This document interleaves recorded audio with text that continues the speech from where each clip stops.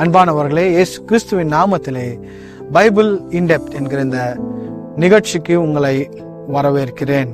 இந்த நாளிலே ஆதியாகமம் 1ஆம் அதிகாரம் 1வது வசனத்திலே பரிபூர்ணத்தை குறித்து நாம் பார்க்க போகிறோம்.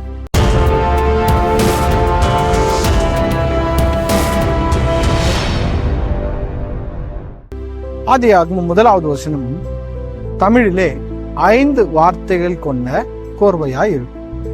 ஆதியிலே தேவன் வானத்தையும் பூமியையும் சிருஷ்டித்தார்.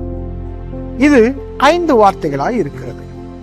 ஆனால் மூல பாஷையாகிய எபிரேய பாஷையிலே நீங்கள் பார்ப்பீர்கள் என்று சொன்னால் 7 வார்த்தைகளை கொண்ட வசனமாக இது காணப்படும். பெரிஷித், பாரா, எலோஹிம், எட், அஷமாயிம், வாஹெட், ஹரெட்ஸ்.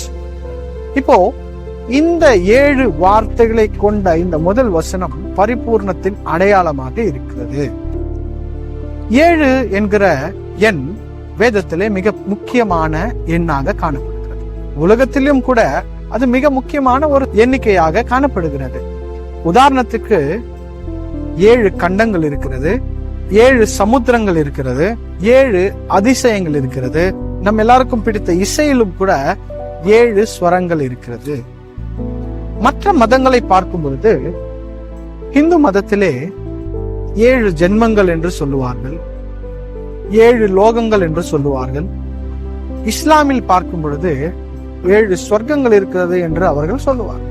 இப்படி எல்லாவற்றிலும் 7 என்பது மிக மிக முக்கியமான ஒரு எண்ணாக காணப்படும். வேதத்திலையும் இது 7 என்பது மிக முக்கியமான எண்ணாக இருக்கிறது. தேவன் 7 நாளிலே இந்த உலகத்தை சிருஷ்டித்தார்.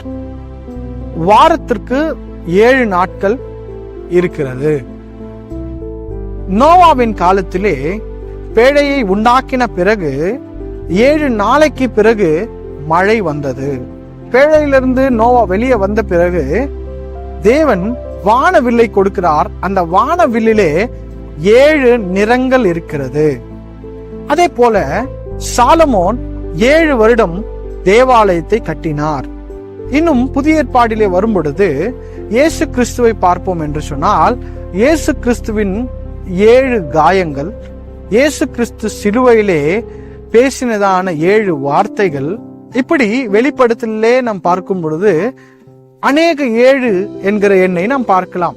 7 சபைகள், 7 குத்துவிளக்கு, 7 எக்காலங்கள், 7 முத்திரைகள், 7 நட்சத்திரங்கள், 7 வருஷம் உபத்திரவ காலம், மத்திய ஆகாயத்திலே 7 வருஷம் கல்யாண விருந்து என்று சொல்லியெல்லாம் நாம் 7 என்கிற எண்ணை நாம் பார்க்கலாம். வேதத்திலே 735 முறை இந்த 7 என்கிற எண்ணுக்கு முக்கியத்துவம் கொடுக்கப்பட்டிருக்கிறது. பிரியமானவர்களே, அப்பொழுது 7 என்று சொன்னால் பரிபூர்ணத்திற்கு அடையாளமாக இருக்கிறது. எபிரேய பாஷையில் இருக்கிற முதல் வசனத்தை தேவன் 7 வார்த்தைகளை கொண்டு அதை உருவாக்கி இருக்கிறார். ஆனால் இந்த 7 வார்த்தைகளுடைய அர்த்தத்தை நாம் புரிந்து கொள்வோம். பெரிஷித் என்று சொன்னால் ஆதியிலே, பாரா என்று சொன்னால் சிருஷ்டிக்கப்பட்டது, ஏலோஹிம் என்று சொன்னால் தேவன், எட் என்று சொன்னால் அதற்கு அர்த்தமே கொடுக்கப்படவில்லை, அஷமாயிம் என்று சொன்னால் வானம், வாஹெட் என்று சொன்னால் மற்றும், ஹரெட்ஸ் என்று சொன்னால் பூமி.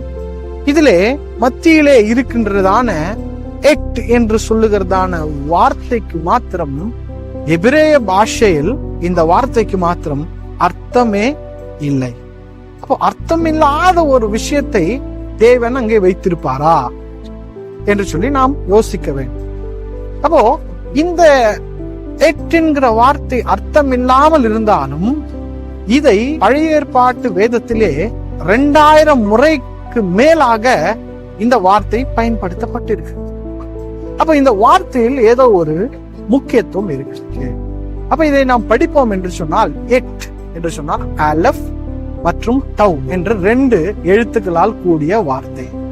ஆலஃப் என்று சொல்லுவது எபிரேய பாஷையின் முதலாவது எழுத்து. டவ் என்பது ஆலஃபுடைய கடைசி எழுத்து. இதை நாம் தமிழில் சொல்ல வேண்டும் என்று சொன்னால் ஆ அக்கு என்று சொல்லலாம். இங்கிலீஷில் சொல்ல வேண்டும் என்று சொன்னால் AZ என்று சொல்லலாம். கிரேக்க பாஷையில் சொல்ல வேண்டும் என்று சொன்னால் ஆல்பா ஒமேகா என்று சொல்லலாம். பிரியமானவர்களே, இதைதான் இயேசு கிறிஸ்து என்று நாம் புரிந்து கொள்ள வேண்டும். இயேசு கிறிஸ்து தான் ஆல்பாவும் ஒமேகாவுமாய் இருக்கிறார். வெளிப்படுத்தின விசேஷம் 1 அதிகாரம் 11வது வசனத்திலே, நான் அல்பாவும் ஒமேகாவும் முந்தினவரும் பிந்தினவருமாய் இருக்கிறேன் என்று சொல்லி இங்கே எழுதப்பட்டிருக்கிறது. இதே வெளிப்படுத்தல 21 அதிகாரம் 6வது வசனத்தை நாம் பார்ப்போம் என்று சொன்னால், அன்றியும் அவர் என்னை நோக்கி, ஆயிற்று, நான் அல்பாவும் ஒமேகாவும் ஆதியும் அந்தமுமாயிருக்கிறேன் என்று சொல்லி தேவன் சொல்லுகிற வார்த்தையை நாம் இங்கே காணலாம். அடுத்தது வெளிப்படுத்தல் 22:13, நான் அல்பாவும் ஒமேகாவும் ஆதியும் அந்தமும் முந்தினவரும் பிந்தினவருமாய் இருக்கிறேன். அங்கே இருக்கிறது அலஃப் அண்ட் டவ் என்றால் அல்பா ஒமேகா என்று சொன்னால் ஆதி அந்தமுமான இயேசு கிறிஸ்துவை பற்றி தான் அந்த வார்த்தை சொல்லப்பட்டிருக்கிறது. தேவன் இந்த முதல் வசனத்திலேயே இயேசு கிறிஸ்துவை அங்கே வைத்திருக்கிறதை நாம் காணலாம். இன்னும் அதிலே 7 வார்த்தைகள் இருக்கிறது. அந்த 7 வார்த்தைகளில் இந்த எட் என்கிற வார்த்தை மையமாய் மத்தியிலே காணப்படுகிறது. பிரியமானவர்களே, இயேசு கிறிஸ்துவை மத்தியிலே தேவன் வைத்திருக்கிறார். வெளிப்படுத்தலே 1 அதிகாரம் 13வது வசனத்திலே நீங்கள் பார்ப்பீர்கள் என்று சொன்னால், இயேசு கிறிஸ்துவை 7 குத்து விளக்குகளின் மத்தியிலே நீங்கள் காணலாம். அங்கேயும் மத்தியில் இருக்கிறார், இங்கேயும் மத்தியிலே இருக்கிறார். பிரியமானவர்களே, இந்த முதல் வசனத்திலே மத்தியில் இருக்கிற வார்த்தை இயேசு கிறிஸ்துவை தான் குறிக்கிறது. அப்போ முதலாவது வசனம் இயேசுவினால் பரிபூர்ணமாக்கப்பட்டிருக்கிறது.